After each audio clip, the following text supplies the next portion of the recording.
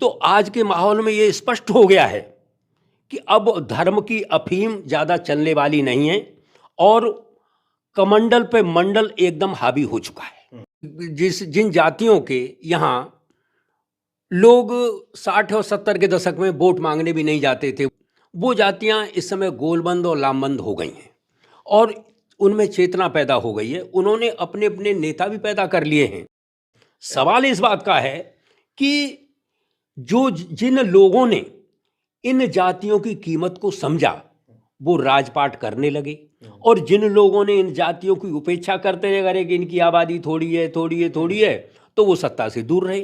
Bharatiya Janata party OBC को केवल use करना जानती है और उसको कोई अधिकार नहीं देना चाहती। उसको दोयम दर्जे का नागरिक समझती आई है और समझती रही है और केवल उसको लालीपाप दिखाते रहे 5 साल तक। लेकिन बहुत ज़्यादा दिन तक आप राजपाट करना चाहते हैं तो अब इन जातियों को गोलबंद और लामबंद करके अपने साथ जोड़े रखना पड़ेगा। चाहे फेविकॉल से जोड़िए, चाहे किसी चीज़ से जोड़िए, आपको जोड़े रखना पड़ेगा।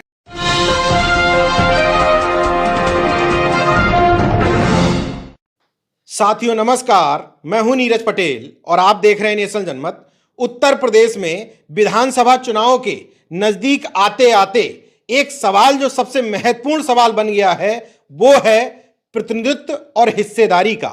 पिछड़े और दलित वर्ग के तमाम सारी जातियां और उन जातियों से जुड़े हुए नेताओं से जनता और मतदाता ये पूछ रही है कि आप जिस पार्टी की बात लेकर के हमारे सामने आए हैं उसमें हमारी हिस्सेदारी कैसे तय होगी। मेरे साथ एसपी नंद जी हैं, समाजवादी पार्टी पिछड़ा वर्ग प्रकोष्ठ के प्रदेश उपाध्यक्ष हैं। आप तमाम जिले घूमे प्रदेश में, कर्पूरी ठाकुर की विरासत को आगे लेके चलने की बात आप कर रहे हैं, आरक्षण की बात भी करते हैं अपने भाषणों में, हिस्सेदारी की भी बात करते हैं। कौन सी हिस्सेदारी है जिस हिस्सेदारी की बात ये पिछड़ा वर्ग आपसे चाहता है? देखिए, जिन जातियों के यहाँ लोग 60 और 70 के दशक में वोट मांगने भी नहीं जाते थे, वो जातियाँ जो सेवा कार्य करने वाली जातियाँ, जो पेशेवर जातियाँ थीं, जो प्रजा जातियाँ थीं, वो जातियाँ इस समय गोलबंद और लामबंद हो गई हैं और उनमें चेतना पैदा हो गई है। उन्होंने अपने अपने नेता भी पैदा कर लिए हैं।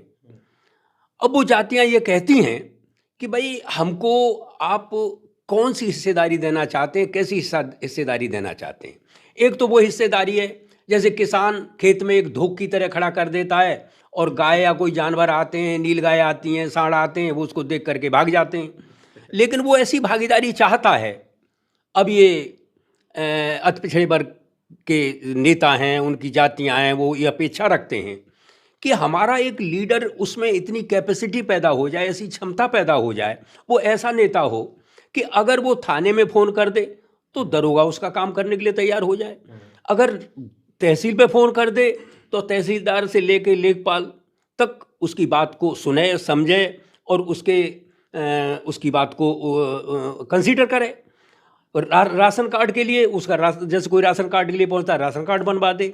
बहुत ज़्यादा अपेक्षाएं नहीं है, लेकिन समाज का लीडर वो इतना ताकतवर चाहते हैं कि हम अपने भैया के पास जाएं, अपने नेता के पास जाएं और वो नेता जो है खाली फ़ोन कर दे और उसकी बात को जो है लोग सजग होकर के, सतर्क होकर के, जो अधिकारी हैं, कर्मचारी हैं, उस बात को सुने।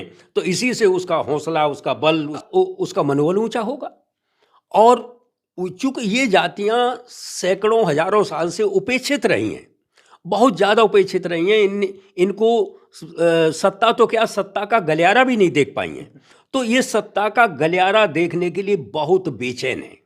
तो जो बात आपने अभी कही जी, जब मैं सामान्य तौर पर बात करता हूं, वैसे तो आप एक वर्ग का प्रतिनिधित्व करते हैं, लेकिन अगर जाति की भी बात करें तो लोग कहते हैं कि नाई समाज की संख्या कहाँ है, तो अमूमन तमाम पार्टियां छोड़ देते हैं कि यार कम वोट बैंक है, इनको जोड़ने से फायदा क्या है। तो क्या वास्तव में इतनी कम आबादी है? जी देखिए, ऐसा है कि सामाजिक न्याय समिति की जो रिपोर्ट है वो भी सरकार की रिपोर्ट है।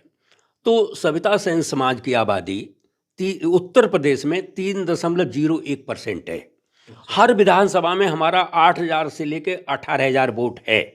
ये बाकायदे गवर्नमेंट की सरकारी जो है ये अधिकृत ये बात है। तो 18,000 वोट ये कम नहीं होता और आप जानते हैं जीत हार 1 वोट से होती है। अब सवाल इस बात का है कि हीरा की परख जौहरी जाने, हीरा की परख जौहरी जाने, मूर्ख पटवा क्या पहचाने। सवाल इस बात का है कि जिन लोगों ने इन जातियों की कीमत को समझा वो राजपाट करने लगे, और जिन लोगों ने इन जातियों की उपेक्षा करते रहे, अरे कि इनकी आबादी थोड़ी है थोड़ी है थोड़ी है, तो वो सत्ता से दूर रहे। तो अब हमको ये जरूर समझना पड़ेगा कि इन जातियों का एक, अगर आप किसी विधानसभा में चले जाएं, मान लीजिए 10,000 सविता है, 10,000 साहू है, 10,000 कश्यप है, 10,000 जो है पाल बघेल है, तो इस मिलाकर के 1 लाख वोट तो इन्हीं का हो जाता है। तो आप इनको दूर मत भगाइए, बल्कि मैं आपकी बात से सहमत हूं। इन जातियों को यह मान लिया जाता है कि आबादी कम है तो इनको छोड़, इन पे कोई काम ही नहीं करना चाहती कोई पार्टी, ऐसा महसूस होता है। ये गलत है, ऐसा गलत है। इन जातियों को आप जो है इन जातियों के अंदर भाईचारा कायम करेंगे, भ्रातृत्व भाव कायम करेंगे, और इन जातियों को पूरा पक्का आश्वासन देंगे कि हम सत्ता आने पर आपको भागीदारी जो देंगे। ऐसा नहीं है कि हम पिछड़ा वर्ग आयोग बनाया उसमें मेंबर बना दिया, या अनुसूचित जाति आयोग आया उसमें मेंबर, नहीं। इनको एक पावरफुल पोर्टफोलियो इनको देना पड़ेगा, और जो पावरफुल पोर्टफोलियो देने से ही उस समाज को ये विश्वास होगा कि मेरा भी नेता, देखिए अगर मैं लखनऊ जाऊंगा बरेली से या संभल से या गाजियाबाद से, जब मैं जाऊंगा लखनऊ में, तो अपने नेता, मेरे नेता का जो कोठी है, बंगला है, जो भी सरकार की तरफ से मिलेगा, मैं भी बेशक वहाँ पे घुसा चला जाऊंगा, और मेरा नेता तुरंत फ़ोन कर देगा फलाने अधिकारी को, और वो मेरा काम तुरंत हो जाएगा। वो ट्रेन में, सफ़र में, घर में, घर से चलते समय अपने घर वालों को भी बताता है कि मैं लखनऊ जा रहा हूँ और फलाने नेता के यहाँ जा रहा हूँ, ये काम करवाना है, और बिल्कुल हो जाएगा। अरे मेरी बात हुई है कल उनसे। तो सवाल इस बात का है कि उसके अंदर भी ये आकांक्षा, महत्वाकांक्षा पैदा हो चुकी है। तो जब उसके अंदर ये महत्वाकांक्षा पैदा हो चुकी है, बल्कि अब वो इस मुकाम पर पहुंच चुकी है कि उस महत्वाकांक्षा को दबाना बहुत मुश्किल है, और आपको हर हालत में इन जातियों को बहुत ज़्यादा दिन तक, अगर आप राजपाट करना चाहते हैं, थोड़े दिन करना चाहते हैं तो कोई बात नहीं, लेकिन बहुत ज़्यादा दिन तक आप राजपाट करना चाहते हैं, तो अब इन जातियों को गोलबंद और लामबंद करके अपने साथ जोड़े रखना पड़ेगा। चाहे फेविकॉल से जोड़िए, चाहे किसी चीज़ से जोड़िए, आपको जोड़े रखना पड़ेगा। लेकिन एक दिक्कत और है, जब पिछड़े वर्ग के लोग या अति पिछड़े वर्ग के लोग अपनी हिस्सेदारी की बात करते हैं, तो लोग कहते हैं एक तरफ आप जाति खत्म करने की बात कर रहे हैं, दूसरी तरफ आप जाति के आधार पर हिस्सेदारी भी चाहते हैं। इसका सॉल्यूशन क्या है? देखिए, जात तो सच्चाई तो यह है कि इस देश में जाति एक सच्चाई है, लेकिन सत्ता में जो लोग बैठे हुए हैं, जो बड़े बड़े पदों पे बैठे हुए हैं, बैकवर्ड क्लास के लोग बैठे हुए हैं, अगर वो हर बिरादरी का ध्यान रखें और हर बिरादरी की संख्या के आधार पर या जैसे भी होते हैं उसको बाकायदे उसकी भागीदारी का ध्यान रखें, तो हम लोगों को ये प्रश्न उठाने की ज़रूरत ही नहीं पड़ेगी। वो खुद ध्यान रखें कि किस बिरादरी को कितनी पावर देनी है, कितना पावरफुल बनाना है, कितना स्ट्रॉन्ग बनाना है, उसको कितनी फीडिंग देनी है। वो कमज़ोर तो नहीं हो रही है बिरादरी जो है, उसकी पॉलिटिकल पावर उसके पास है कि नहीं है। जब पॉलिटिकल पावर शून्य हो जाएगी तो उस समाज को कौन पूछता है आज के ज़माने में। ये एक सॉल्यूशन हो सकता है जाति को खत्म करने का। जैसे बार बार सवाल आता है कि हर जाति चाहेगी कि हमारा मंत्री बन जाए, हर जाति चाहेगी कि हमारा मुख्यमंत्री बन जाए। ये संभव नहीं है, बिल्कुल फैक्ट बात है। लेकिन आपने एक महत्वपूर्ण सॉल्यूशन पर चर्चा करी कि जिन जाति के लोग मंत्री बन रहे हैं पिछड़े वर्गों में, वो अन्य भाइयों का अगर ख्याल रखते हैं तो ये सवाल खत्म हो जाएगा कि हमें अपनी जाति का मंत्री या मुख्यमंत्री चाहिए। लेकिन मगर अफसोस, जिस जाति के लोग बनते हैं वो अपनी जाति की बात तो छोड़ दीजिए, सवर्णों के बहकावे में आ जाते हैं। जी जी जी जी बिल्कुल। अच्छा, अब बात करते हैं बीजेपी की। जी, बीजेपी, इसमें कोई दो राय नहीं है कि पिछड़े वर्गों की तमाम जातियों को लुभाने के लिए ही सही, उसने मुखौटे भी तैयार किए, दिखावे के लिए उनके महापुरुषों का इस्तेमाल भी कर रही है। इसकी काट क्या है सपा के पास? देखिए, समाजवादी पार्टी, सबसे बड़ी बात तो यह कि समाजवादी पार्टी झूठ नहीं बोल पाती है। भारतीय जनता पार्टी ने किया क्या कि 5 वर्ष तक शासन किया और अति पिछड़े वर्ग की जातियों को ये दिखाते रहे कैसा हमने तुम्हारे लिए ये आयोग बना दिया है, रोहिणी आयोग बना दिया है, फलाना आयोग बना दिया है, वो रिपोर्ट देगा, फिर ऐसा करेंगे वैसा करेंगे। और देखिए 69,000 शिक्षक भर्ती घोटाले में, भाई देखिए हमने जो है, जो पिछड़ा वर्ग कमीशन, राष्ट्रीय पिछड़ा वर्ग आयोग था, उसको इतनी पावर दे दी है कि उसको संवैधानिक दर्जा हमने दे दिया है। लेकिन जब हमने देखा कि 69,000 शिक्षक भर्ती में 19-20 हज़ार पदों का जब ओबीसी की पद जो है सामान्य वर्ग को दे दिए, ये बहुत बड़ा घोटाला हो गया। और राष्ट्रीय पिछड़ा वर्ग आयोग ने लिखा, लेकिन उसको कोई नहीं, किसी ने नहीं पूछा, उसका किसी ने नोटिस नहीं लिया। तो ऐसे आयोग को हम ओढ़ें कि बिछाएं? आप कहते हैं संवैधानिक दर्जा दे दिया राष्ट्रीय पिछड़ा वर्ग आयोग को, तो सवाल इस बात का है कि भारतीय जनता पार्टी ओबीसी को केवल यूज करना जानती है और उसको कोई अधिकार नहीं देना चाहती।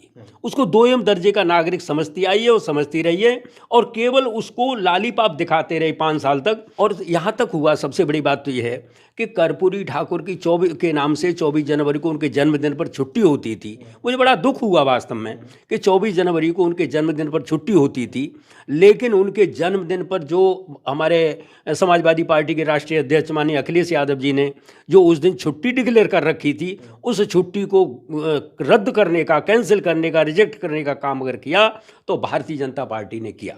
यानी उत्तर भारत में पिछड़े वर्गों के सबसे बड़े नेता, जिन्होंने उत्तर भारत में सबसे पहले पिछड़े वर्गों के लिए आरक्षण लागू किया, उस महापुरुष की जयंती मनाने से भारतीय जनता पार्टी को परहेज है।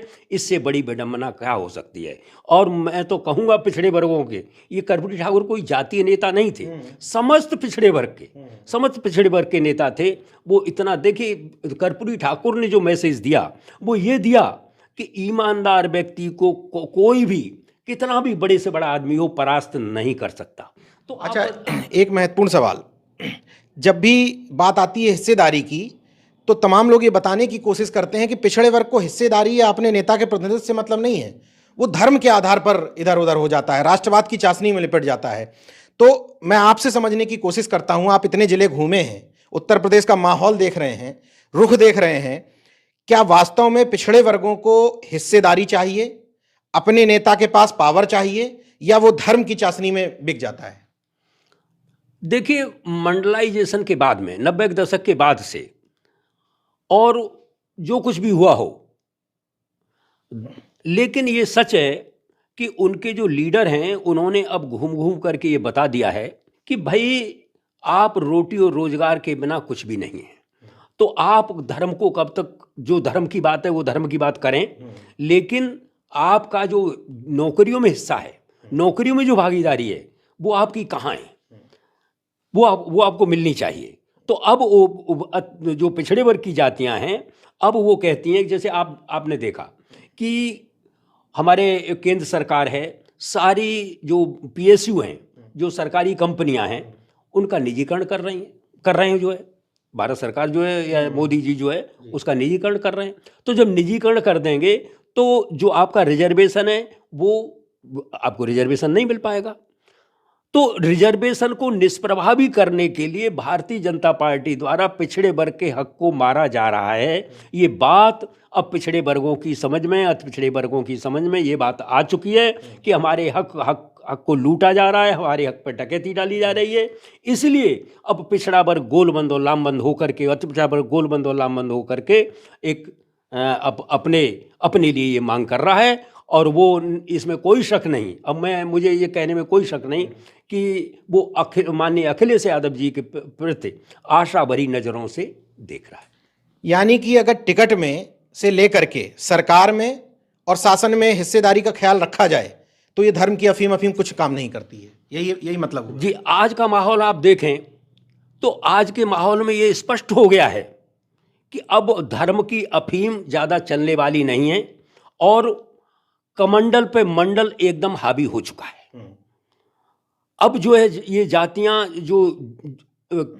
ये जातीय ध्रुवीकरण जो हो रहा है बहुत तेजी से, जातीय ध्रुवीकरण, और जातीय ध्रुवीकरण की वजह से अब ये जातियां जो है अपने हक और अधिकारों के लिए, अपने रिजर्वेशन के लिए मंडल कमीशन के द्वारा जो 27% आरक्षण दिया गया था, और सबसे ज़्यादा तो ये हुआ कि जो भारतीय जनता पार्टी की सरकार में पिछले 5 साल में जो सरकार हुई है, सबसे ज़्यादा हक अगर मारा गया है पिछड़े वर्गों का तो इसी सरकार ने उस हक को मारा है कि यूनिवर्सिटी में इन्होंने 13 पॉइंट जो रोस्टर निकाला, जिसकी वजह से जो है प्रोफेसर की नियुक्ति नहीं हो पाई पिछड़े वर्गों की। इन्होंने डिपार्टमेंट वाइज कर दिया, डिपार्टमेंट वाइज पोस्ट निकाला सको तो 30% रोस्टर में ये सब प्रावधान है।